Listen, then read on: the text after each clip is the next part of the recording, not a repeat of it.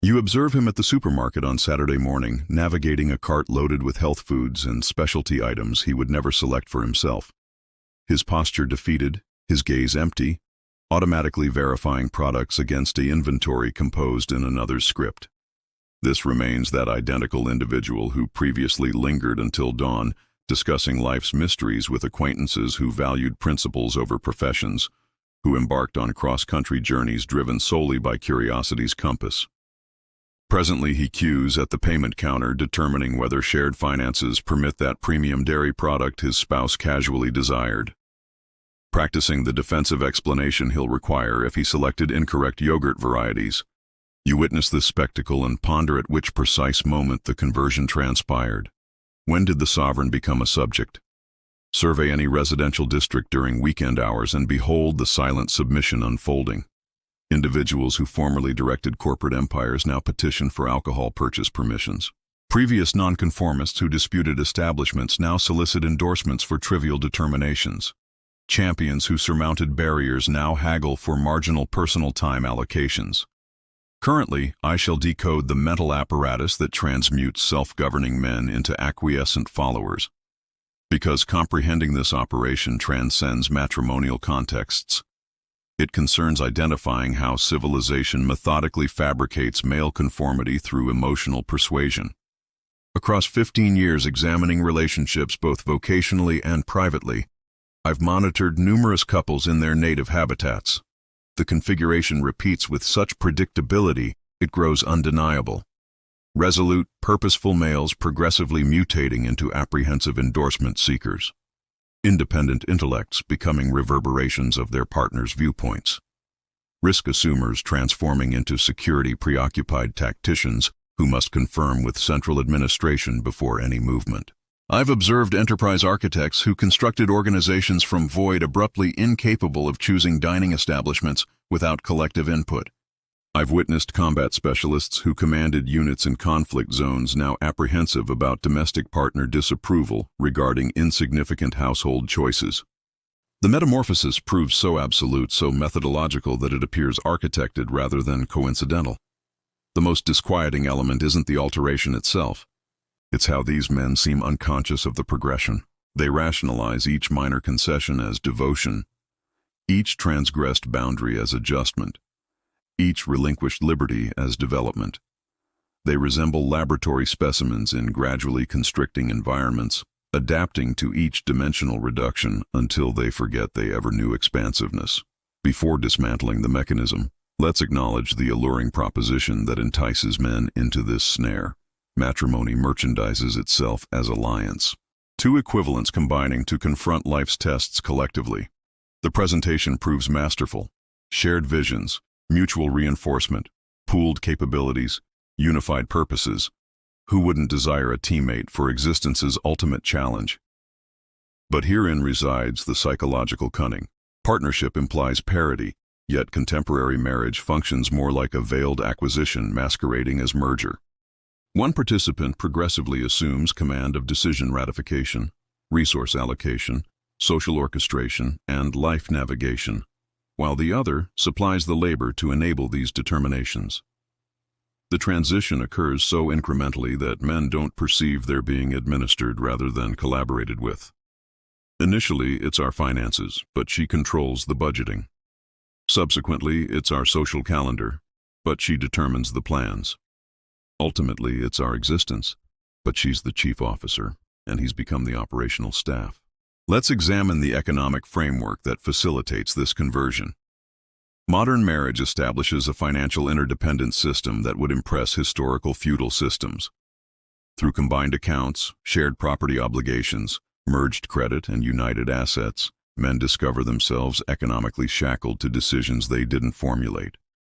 The ingenuity resides in how this dependence is presented as responsibility. We must conserve for the residents. We should consider the children's future. We cannot be self-centered with our resources. Each proclamation seems reasonable separately, but collectively they forge a fiscal confinement where the man's income generation becomes disconnected from his expenditure autonomy. He labors extended hours to finance a lifestyle he didn't elect and a dwelling he didn't choose, containing furnishings he doesn't appreciate to maintain standards he never established. His exertion becomes the engine that propels another's vision of the ideal existence. He's not constructing his aspiration. He's funding hers. The psychological consequence proves catastrophic. When a man's effort becomes separated from his agency, when his work serves objectives he didn't define, he undergoes what psychologists term acquired powerlessness. He ceases resisting because opposition feels futile. He accepts his function as the economic motor and finds significance in being functional rather than being himself. Perhaps the most potent regulation instrument is the methodical deconstruction of the man's independent social network. This procedure commences subtly with considerate suggestions about temporal allocation and relational priorities. Don't you believe you devote excessive time to your companions? Wouldn't you prefer spending Friday evening with me? Your friends still behave like academic adolescents. The language sounds caring, even logical. Why would a wedded man value friendships above his spouse? But this structure creates a false dichotomy.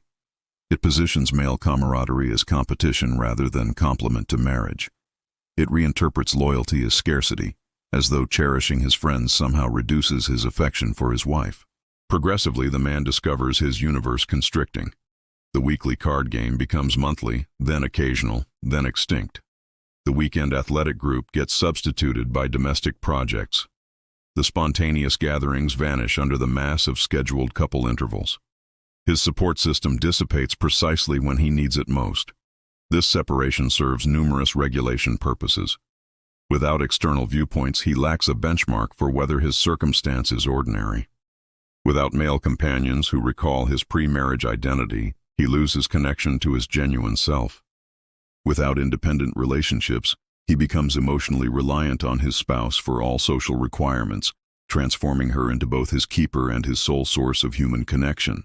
Once separation is total, the reshaping procedure accelerates through perpetual mild critique camouflaged as enhancement suggestions. This isn't the vehement fury of destructive relationships.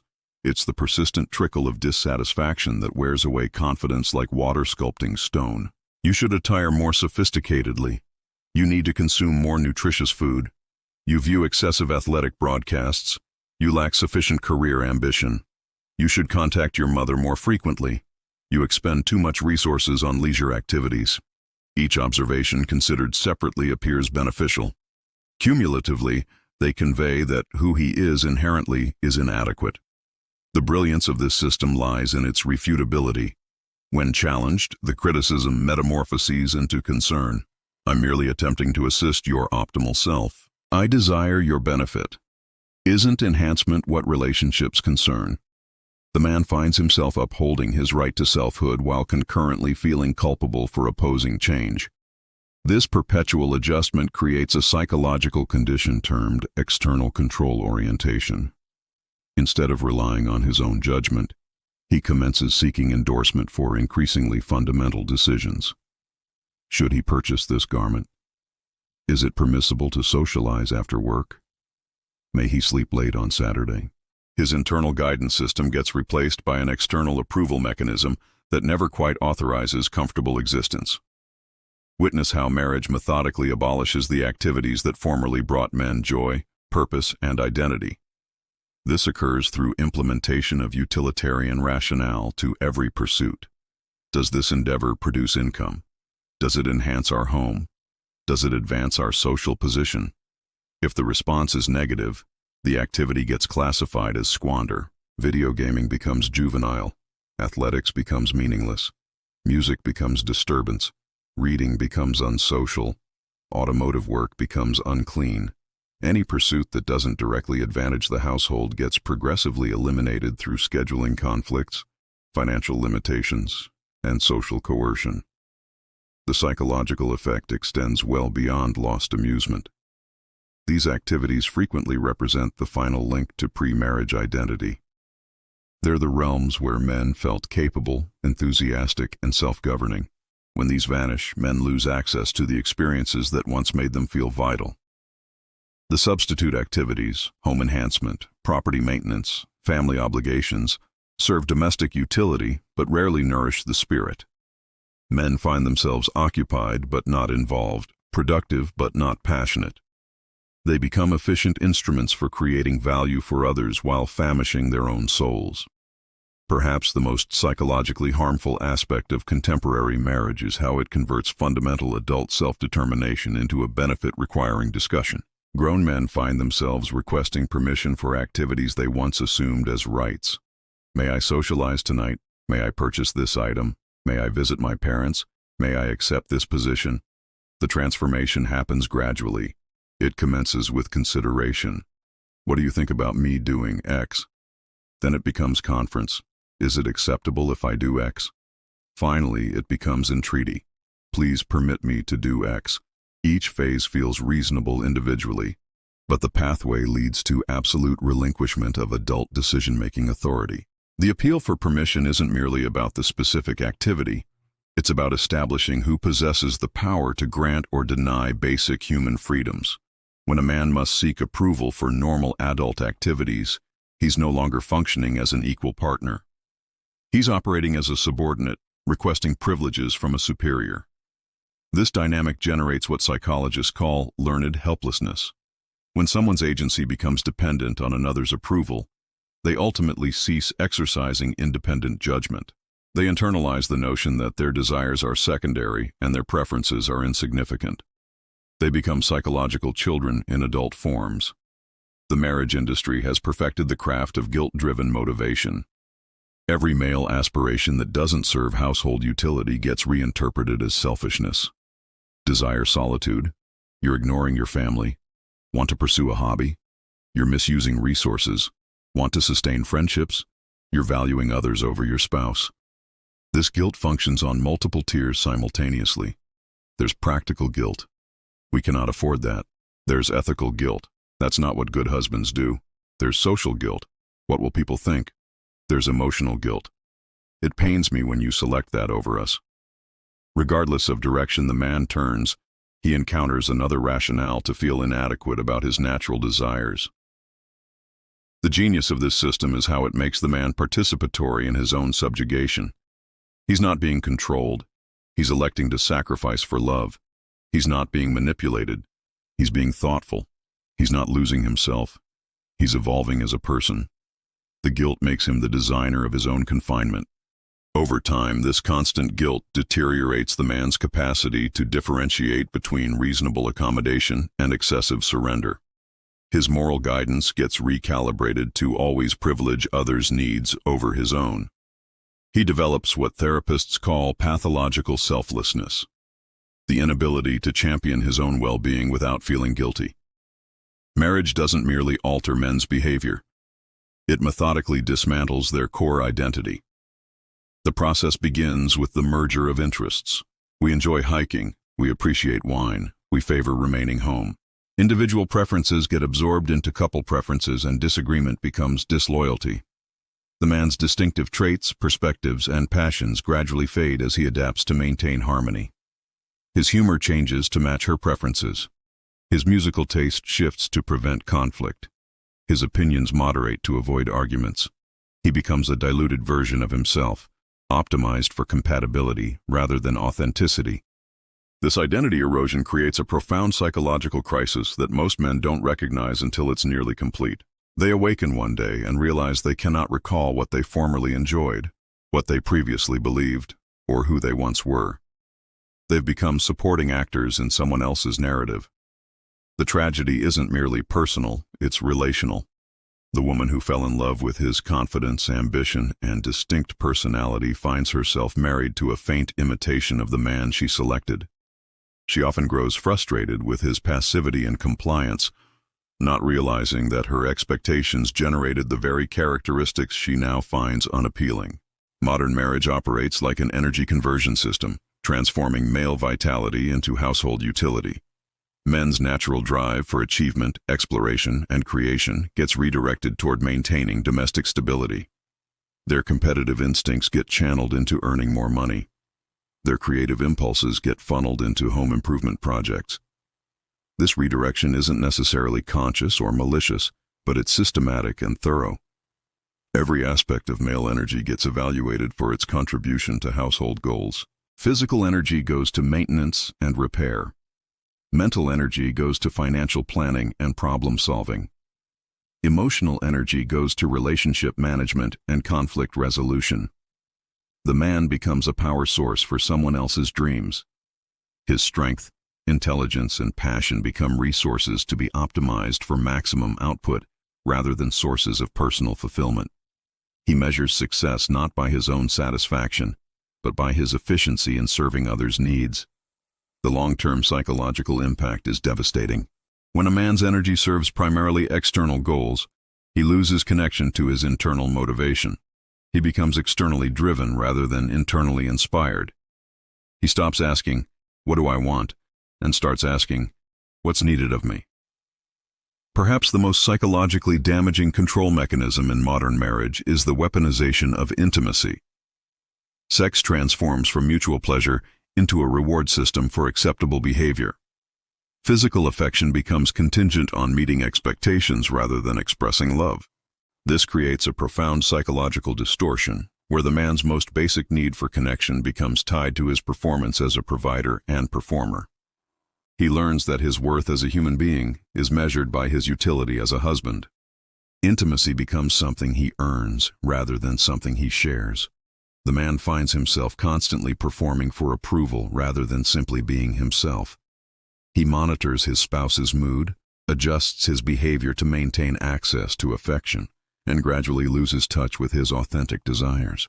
He becomes an actor playing the role of himself, optimized for audience approval rather than personal satisfaction. This dynamic creates what psychologists call conditional love, the experience that acceptance depends on meeting external standards rather than simply existing. Men internalize the message that they must earn love through service rather than receive it through being. They become human doings rather than human beings. Marriage systematically redefines male achievement to serve household rather than individual goals. Personal accomplishments get devalued while domestic contributions get elevated. The promotion at work matters less than the new bathroom renovation.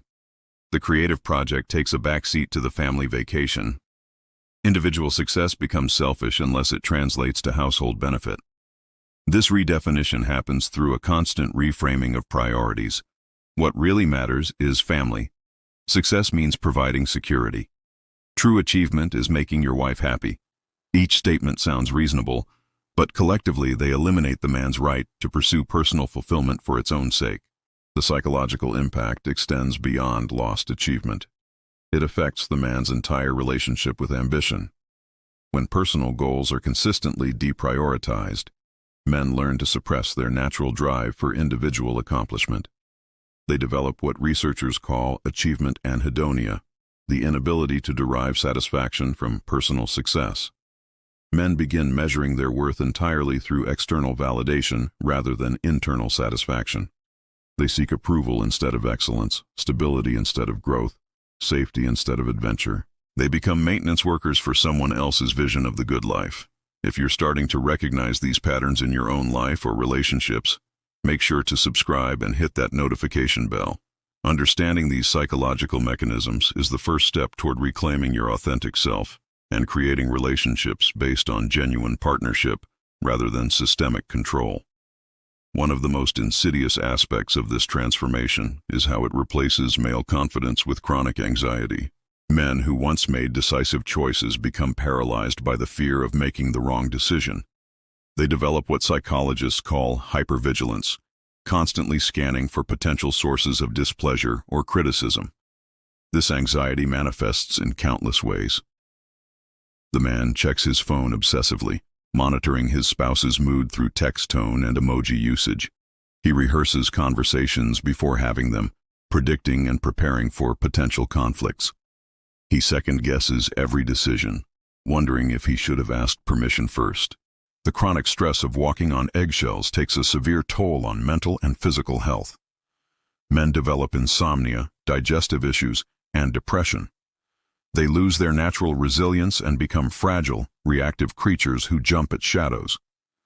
The confident leader becomes an anxious follower, constantly seeking reassurance and approval.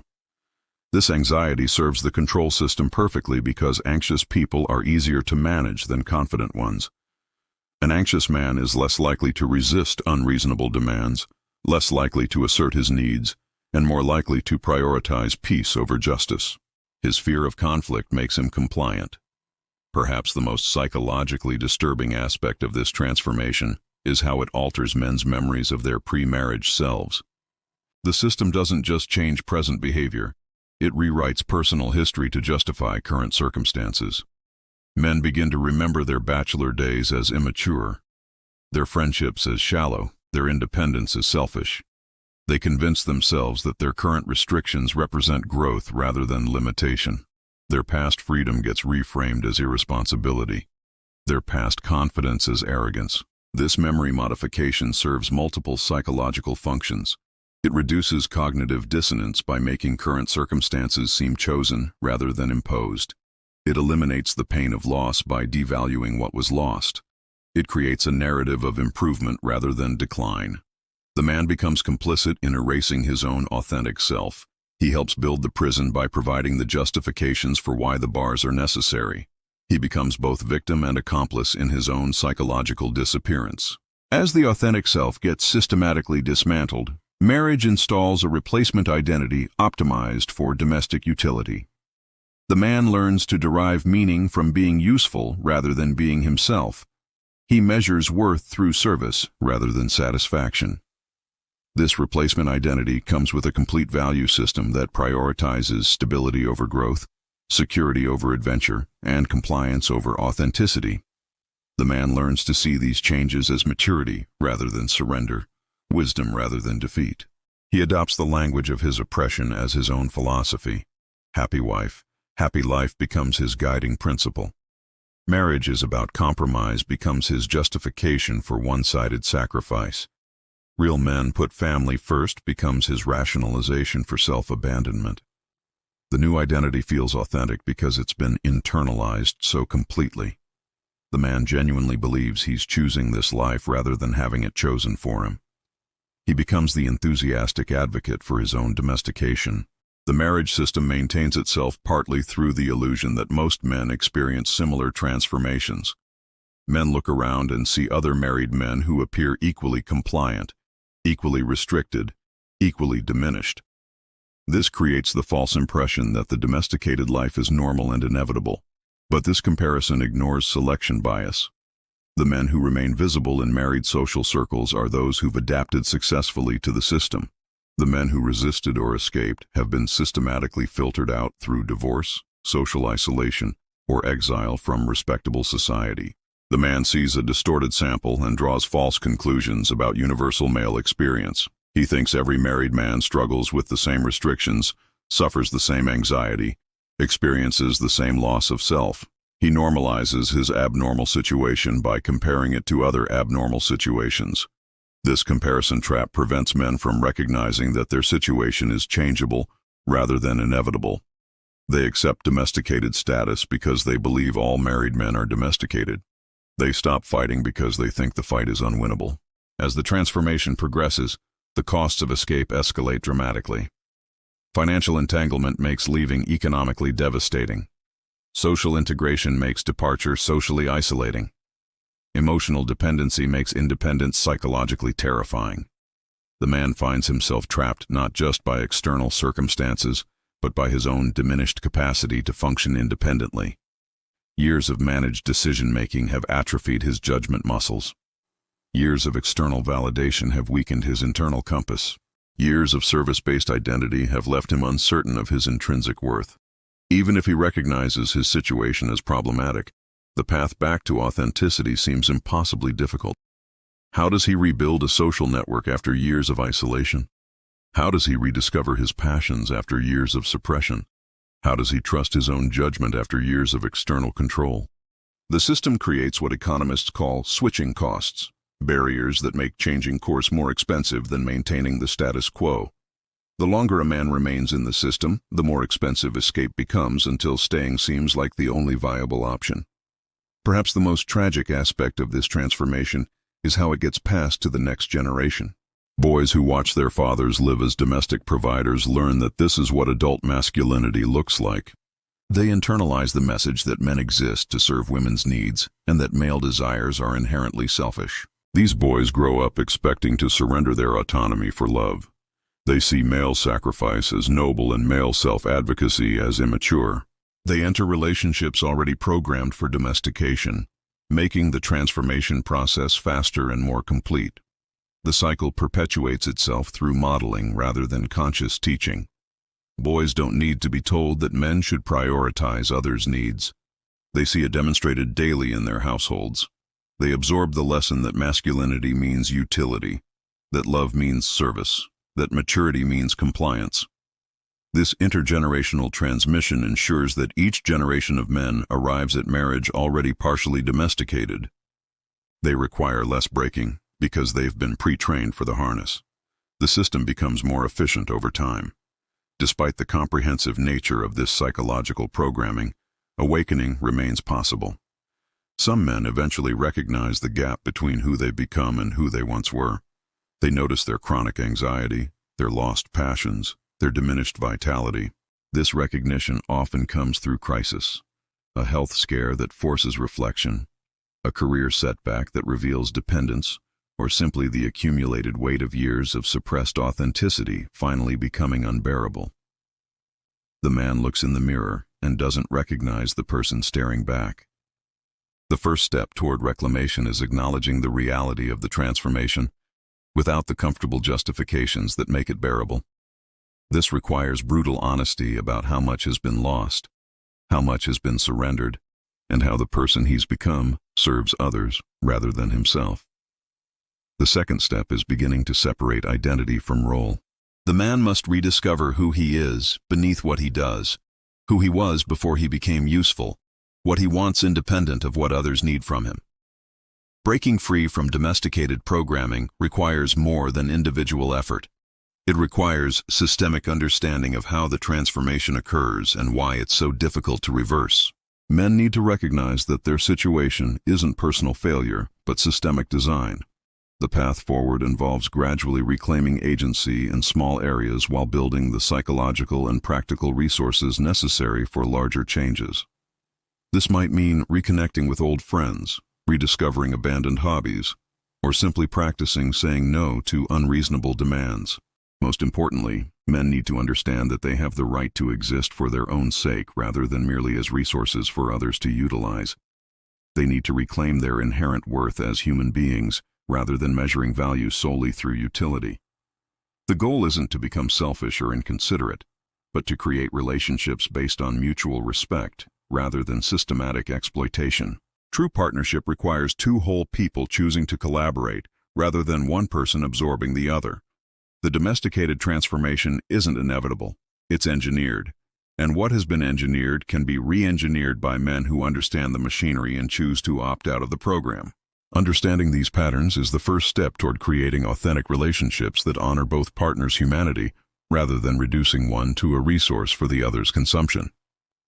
The choice between remaining a beast of burden and reclaiming human status remains available to every man willing to pay the price for psychological freedom.